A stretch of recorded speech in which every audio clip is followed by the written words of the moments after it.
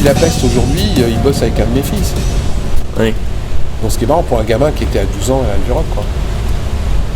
Et là, ce que tu décrivais dans une émission que j'ai réécoutée, le Disease, il fait du rap, mais il bosse, il est à l'heure, il est dedans. Oui, c'est un type, voilà, il fait partie des mecs qui avaient quelque chose dans le cerveau, quoi. Qui fait ça parce qu'il aime ça, et qui en plus ça marche, tant mieux. Et pas forcément pour que ça marche. Et alors, pour mettre un bémol à ça, et puis finir sur la Halle du Rock, il y a avant tout un studio de répète où les gens vont, et c'est toute une ambiance à côté. C'est un bémol gentil, mais finalement, de 89 à quasiment aujourd'hui, il n'y a pas des tonnes de disques produits, il n'y a pas des tonnes de... On en produisait... Il n'y a pas des tonnes d'interventions Téléthon 93, 94... Non, à un moment donné, j'ai arrêté de bosser pour il n'y a pas des tonnes de clips... c'est parce que ça fait un boulot en plus et que tu n'as pas forcément les moyens de le faire. Et puis surtout qu'au fur et à mesure qu'on arrivait à faire des choses, on nous mettait des bâtons dans les roues, quoi. Donc là, quand j'ai fait 3 heures de Téléthon non-stop une année avec Jean-Pierre Spiro, parce que vous voyez ça à la télé, mais il y a plein d'autres trucs qu'on a fait derrière. À un moment donné, il y a des gens qui me sont tombés dessus en me disant de quoi tu te mêles. Donc j'ai dit de quoi je me mêle, ça vous fait chier, je le fais plus. C'est tout. Là, c'est plutôt des politiques qui, à un moment donné, si ça grossit trop, t'emmerdes. Et y compris des gens qui estimaient que c'était leur domaine. Par exemple, à un moment donné, à la Halle du Rock, j'ai monté plein de voyages à l'étranger qui coûtaient pas une thune, en Russie, au Mali, etc. Et puis, comme il y a un secteur international à la CA, on est venu m'expliquer que c'était pas à moi de le faire, donc il a fallu que j'arrête. Par contre, là, ce qui fait que j'ai pris cet exemple, je dis il y en a peu, finalement, des projets de visibilité vers l'extérieur. Ce qui est un peu particulier à ce clip, c'est que, et à celui d'avant, c'est que tu mets les groupes ensemble. Ce qui suppose un boulot à la con d'orchestration, d'écriture, de répétition. Y compris le club du 3e âge d'Evry Village qui était dedans, et y compris des procureurs de la République du tribunal des Rés. Et là, tu te rajoutes un travail qui n'est pas celui de la Halle du Rock, en fait. Pour moi, c'est le travail de la Halle du Rock, ça. Mais ce que je veux dire, c'est que s'il n'y en a pas eu tant que ça, c'est pas seulement parce qu'on t'a mis des bâtons dans les roues, c'est que c'est pas le métier premier de la Halle du Rock. Non, c'est parce que j'ai pas trouvé l'opportunité derrière de le faire. C'est beaucoup de travail, ça, à réunir 250 personnes, des leaders, les faire répéter, enregistrer un CD, trouver le studio, trouver des cars, les emmener à Paris. Faire des trucs de fou, puisqu'on a fait 2-3 festivals avec eux, etc. Donc trimballer 150 personnes sur un festival, c'est 100, toujours pareil. Moi, j'avais pas de subvention, hein. Donc je me démerde avec les moyens du bord. Là, qui écrit, c'est un pasteur qui est défroqué depuis. Qui organise les répètes C'est moi, c'est Pauline Mackenzie, c'est Patrick Potier, c'est Charles Dumas, qui était le pasteur du coin, qui le faisait en plus de son boulot de pasteur. Là, c'est du réseau, c'est ce que tu dis. Papa Noël. Là aussi, c'est lui. Dans une autre émission, c'est que c'est ton réseau qui fait qu'il y a un mec qui vient filmer, un mec qui peut t'aider, un mec qui... Je pars du principe que moi, je ne m'occupe pas de savoir combien ça coûte. Je m'occupe d'abord de savoir si le projet est intéressant. Si le projet est intéressant, on trouve l'argent. Et est-ce que Ce qui marche plus comme ça. Hein. C'est-à-dire que les gens, d'abord, il faut qu'ils aient de l'argent, les gens, etc., avant de faire un projet. On est passé juste avant, ça va avec le projet de la Halle du Rock, j'avais un magnifique solo de Loris Laco, le batteur de l'Absinthe.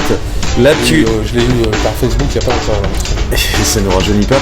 Là, tu emmènes les mômes de la Halle du Rock voir la Les mômes de la Halle du Rock et des enfants des écoles de Bourges. Et alors là, c'est quoi le truc? Parce qu'on est plus dans le rock et dans la répétition. On est encore dans le rock et la répétition. On est dans le vivre ensemble. Ce mec-là, il a fait des choses intéressantes.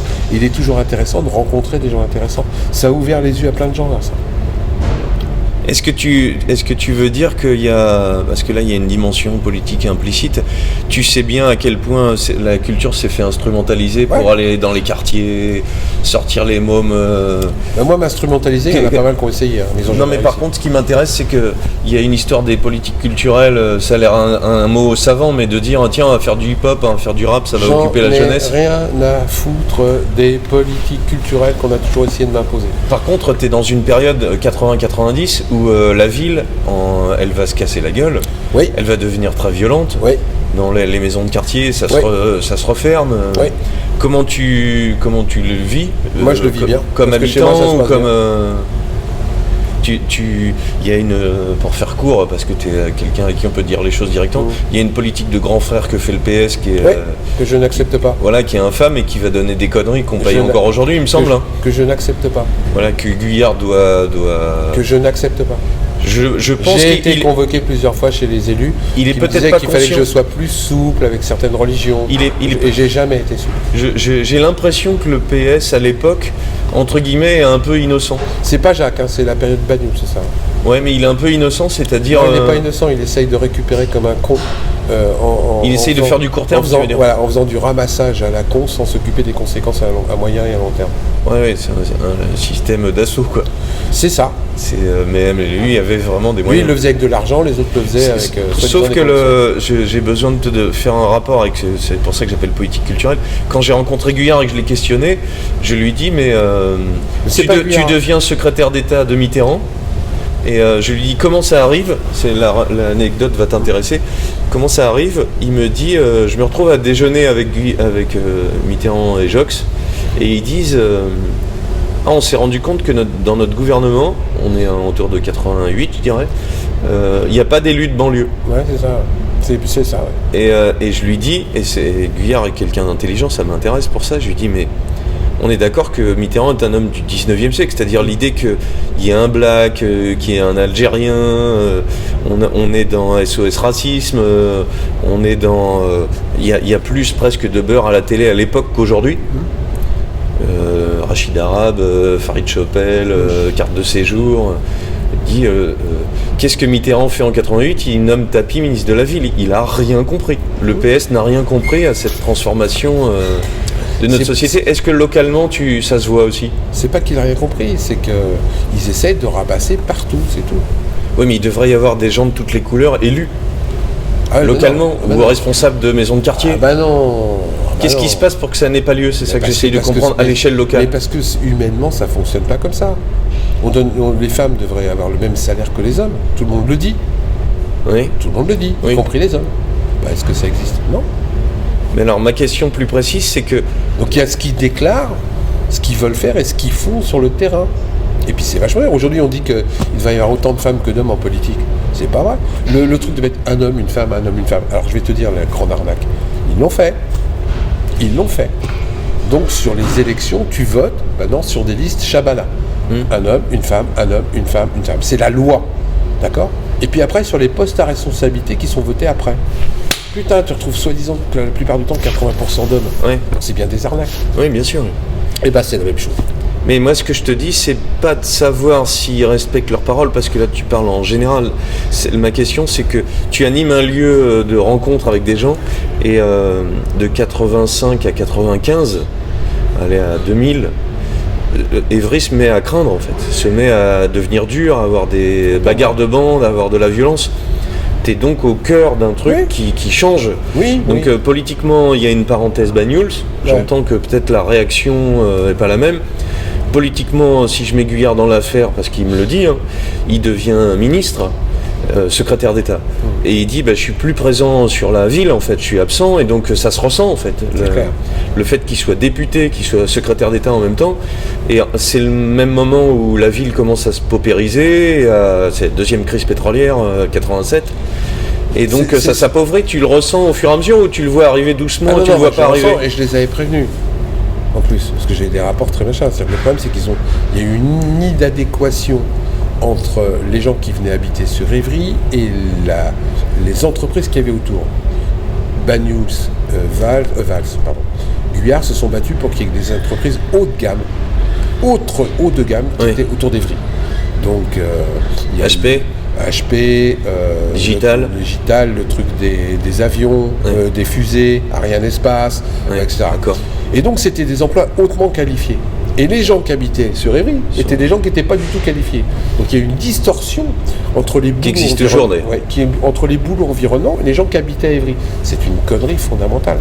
Il n'y a eu pas d'adaptabilité entre les gens qui habitaient sur Évry et les boulots autour. Tu veux dire la recherche d'emploi ici Les gens qui habitaient à Évry allaient bosser plus loin. Oui, mais c'est ce qui se passe encore aujourd'hui. Il y a 80% de gens qui sortent de la ville pendant que... Mais c'est évident. Et les gens, donc, pour venir bosser à Évry, habitaient ailleurs.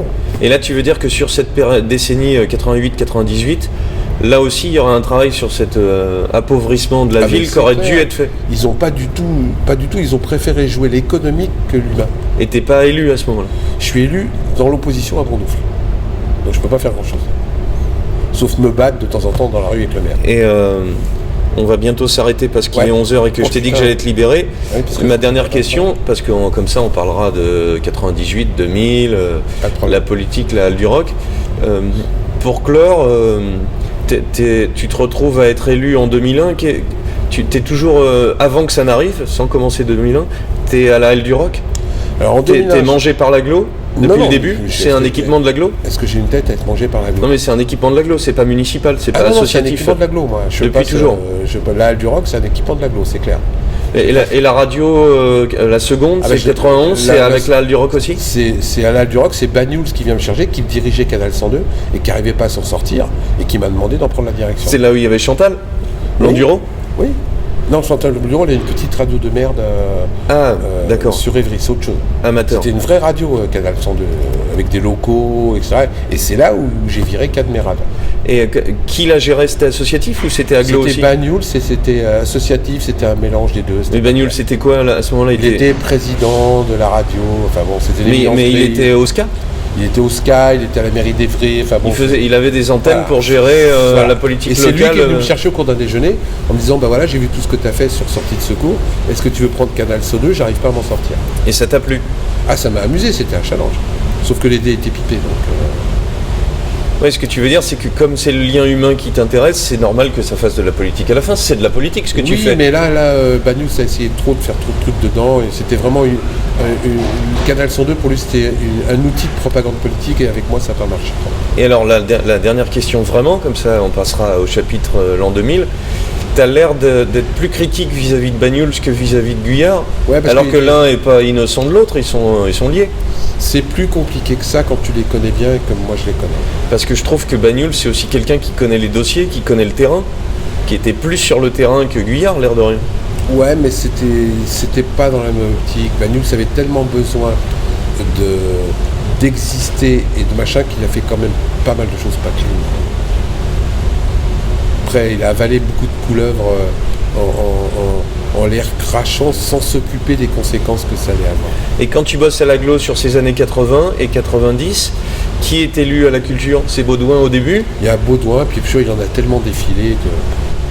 Et puis c'est comme ça que je te croise, tu as Manuel Tato, il y a tout doucement, avant l'arrivée de... Non, c'est 2001, c'est-à-dire il y a un directeur de la culture qui va arriver alors qu'il n'y en avait pas en fait. Non, j'ai même été adjoint, moi, directeur de la culture, j'étais déjà adjoint. Mais la logique qu'on décrit avant 2000, c'est que on a été chercher des mecs de terrain, on leur a donné pouvoir, ce qui était un peu trop, et après, la façon dont un mec au-dessus, voilà, mais ce qui paraît pas con d'ailleurs, parce que c'est très mal passé. Parce que coordonner l'ensemble pour que ça fasse du lien, ils ont souvent envoyé des gens qui connaissaient rien. Oui, et puis c'était des mégalos qui avaient de l'expérience et qui voulaient rien laisser passer. Et puis des carriéristes qui étaient là. Non, je parlais des directeurs d'équipement comme toi, comme Maura. Oui. C'est des gens qui sont là. Mais c'est pas ça, c'est qu'on a voulu nous imposer des méthodes de fonctionnement qui ne correspondaient pas à la réalité du terrain. Et aussi bien Maura que moi, on s'est arc-bouté. Moi, à un moment donné, j'ai eu Buchet comme directeur, Bruno Buchet, qui est adorable, mais qui connaissait rien à la culture, couvrait mon courrier tous les matins, quoi, ça va, quoi. Donc j'ai été le voir 2 fois dans son bureau et puis il a pu ouvrir mon courrier, quoi. Ouais, mais là, ce qui se passe, c'est qu'indépendamment de ton indépendance, c'est aussi normal. Alors, tu vas me dire, ça finit par des fichiers Excel aujourd'hui, mais c'est normal que ça soit pas des baronnies qui fonctionnent toutes seules. Mais moi, je faisais des rapports tous les ans, je passais à la Moulin tous les ans, j'acceptais tous les ans, etc., de dire ce que je faisais. J'ai toujours été très transparent. Oui. Très transparent. Par contre, on m'expliquait pas comment il fallait que j'aille pisser. Et la plupart de ces gens-là t'expliquaient à quelle heure et comment il fallait que tu ailles pisser dans la culture. Et ça, c'est vrai que c'est assez mal passé, aussi bien avec Maura que moi. Oui. Parce que le mec qui, en plus, pour la petite histoire, la Halle du Rock, les studios de la Halle du Rock, ils existent depuis 30 ans. Ces gens à la culture, ces chefs à la culture sont jamais venus quasiment dans les studios. Jamais. Oui. Jamais. Donc la moindre des choses quand tu veux diriger les choses, c'est au moins d'aller visiter les locaux, toi. Je les ai jamais vus. Oui, de la même façon, se faire rencontrer les acteurs de la culture. Donc à un moment donné, ces mecs-là qui après t'expliquent comment il faut faire, ça va, quoi. Ça va. Tu diriges encore la Halle du Rock aujourd'hui ? Oui, ils n'arrivent pas à me virer. Ouais. Je suis fonctionnaire depuis l'âge de 60 ans, donc ils ont du mal à me virer. Par contre, la Halle du Rock est passée à l'Aglo, a grandi, et tu as toujours des studios de répétition, au bras de fer. Il y a toujours un turnover, un code qui change chaque mois. Tout à fait, on continue, on cartonne à mort, on a 54 groupes en ce moment. L'Aglo t'a aidé quand même à renouveler le matériel à un moment donné, c'est aussi un investissement de fonds, non ? T'as pas le même matériel que dans les années 80 ? Non, au fur et à mesure, on a changé le matériel par nous-mêmes. Ouais, mais avec des ronds de l'Aglo quand même. Mais oui, avec des ronds de l'Aglo. C'est pas ta thune. Comparativement à une maison de quartier, les ronds de la Halle du Rock, c'est que dalle. J'ai 18 000 € en fonctionnement par an. C'est 4 fois hors salaire. Hors salaire, c'est 4 fois moins qu'une maison de quartier. Ouais. Avec 54 groupes, ça fonctionne 24 heures sur 24, 12 mois sur 12, 7 jours sur 7. Expliquez-moi. Et je produis encore des CD, je produis encore des clips. Et par contre, il y a 4-5 ans, les bureaux qui étaient à l'Aglo, ici où on est, dans les années 90-2000, tu t'es retrouvé à l'Aglo qui était à Courcouronnes. Je me suis retrouvé sous l'escalier. Sur le nouveau bâtiment. Et maintenant, je suis dans un sarcophage au plan. Ouais. D'accord. Ce qui, on aura le temps d'en reparler la prochaine fois qu'on se voit. Comme ça, je te libère. Ouais. Merci, monsieur. Bah, ça roule. Bon, bah, c'est bon. Allez, je bois. 11h ? Nickel. Impec, c'est bon. Bah, c'est travaillé, hein, on fait attention. Hein. Allez, c'est reparti. Bon, bah écoute. Merci à toi. Tu rigoles quoi. Ben non, merci à toi. Il n'y a pas de souci, quand on peut, bah, tu dis. Hein. Donc, il y a des toilettes, c'est là-bas. Après les chaises jaunes. Vous savez que dans la banlieue, il se passe des choses sympas. Parfois, on dit que souvent en banlieue, bon, il y a des problèmes. C'est là où ça bouge le plus. Mais il y a aussi des rencontres. Il y a des rencontres de tous les âges, des jeunes, des moins jeunes, des plus vieux. Et tous ceux-ci se sont réunis pour former une chorale que vous allez découvrir. C'est la chorale dirigée par Philippe Pascot. 250, voire même 300 Ils sont tous là. Ils sont tous là. On peut les applaudir très fort. La chorale de la Halle du Rock d'Evry. Voilà, ça c'est beau. À vous. Noire et blanche.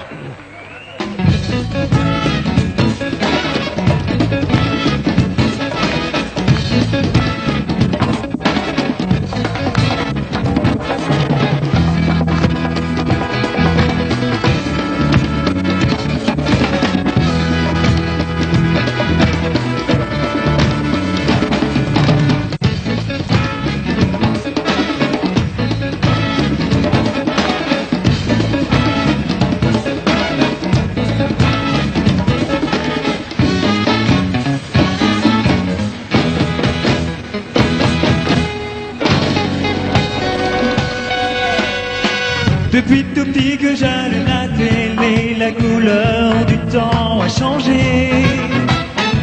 Le temps des différences, mais ça nous donne envie de crier.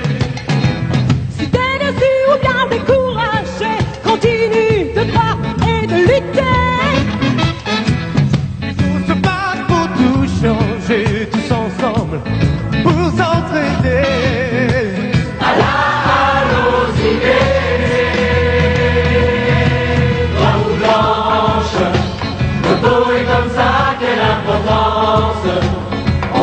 Comme ça, on sera des milliers à rester debout, la main dans la main, heureux jusqu'au bout, noir ou blanche. Notre peau est comme ça, quelle importance. On vivra comme ça, on sera des milliers à rester debout, la main dans la main, heureux jusqu'au bout.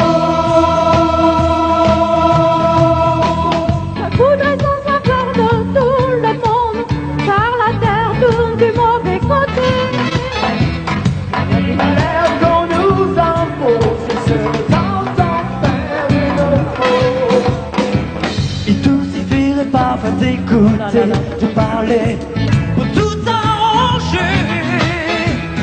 Comment faire, il faut essayer, bien au voir, on va s'aider. Et pourquoi pas s'aimer? Noir ou blanche, notre peau est comme ça, quelle importance. On vivra comme ça, on sera des milliers à rester debout, la main dans la main, heureux jusqu'au bout. 20e siècle, génération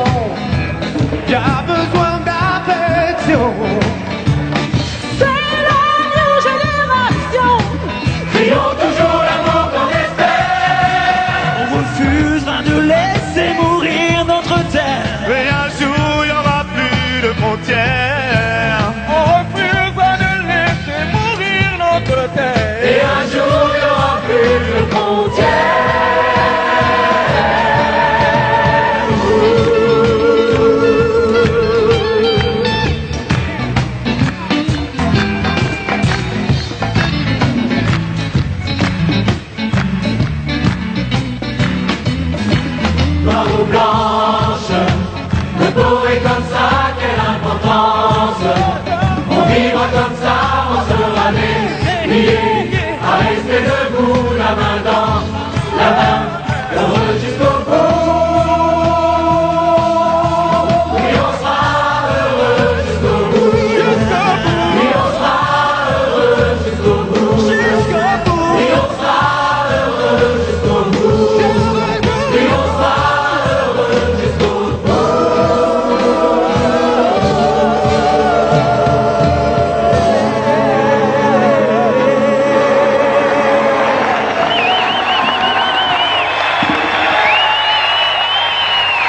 La chorale de la Halle du Rock d'Evry. Et celui qui est Applaudissements, dirigé, s'il vous plaît. alors, Philippe Pasco. Allez, encore un peu. Allez, on reprend le refrain. Allez, on le reprend. Allez, une autre. Allez, Le le refrain. refrain. Le beau est comme ça, quelle importance.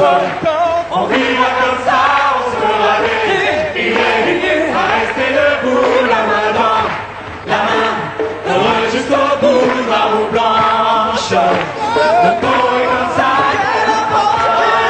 On vivra comme ça, on sera des milliers à rester debout, la main dans la main, heureux jusqu'au bout.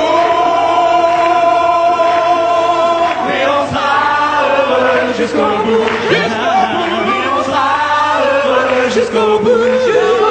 Oui, on sera heureux jusqu'au bout. Oui, on sera heureux jusqu'au bout.